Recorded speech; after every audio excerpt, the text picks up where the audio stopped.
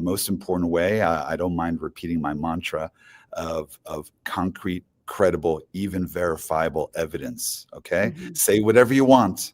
Journalistically, we used to say this, and I used to preach it to my students as well. Say whatever you want, publish whatever you want, but back it up with facts, back it Mhm. up with evidence. Okay. Because evidence, when you have a skeptical mind, a skeptical audience, as I've learned, there are two ways to persuade that skeptical audience. Okay. If we have any hope, if they're skeptical, but open-minded, okay, there's a difference between a skeptical, Mhm.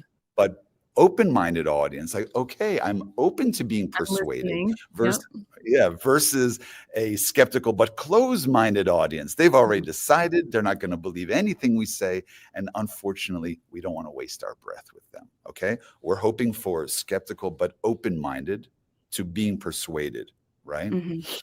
And so if we have the only hope that we have, the only chance to persuade that open but that skeptical but open-minded audience is with that credible evidence. And as I often say, even like a lawyerly argument, as if we were in Yeah. a courtroom as a lawyer with a judge and a jury going Yeah, in you there, gotta we prove won't. it. Prove That's it. right. We Yep. wouldn't just say, Your Honor, my Yep. client is innocent. What? Yep. You need evidence to prove that? Yeah.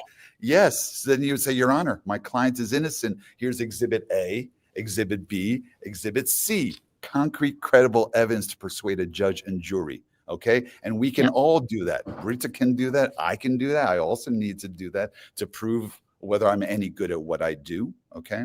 And so whether I'm good at what, yes. And so the one way, I said two approaches. One